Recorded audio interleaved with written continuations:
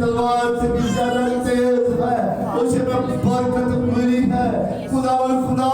मैं तेरा खादम होता हुआ आकर जमात कलीसिया के लिए तेरी बरकत चाहता हूँ कि जितने भी इनकी जिंदगियों के अंदर और रुके हुए काम है वो होने शुरू हो जाए, इनके पत्ते टूट जाए, बेड़ियां टूट जाए और इनके दुश्मन शर्मिंदा हो जाए। यीशु मसीह खुदा है जिसके नाम के आगे हर एक उठा जुटा जवानी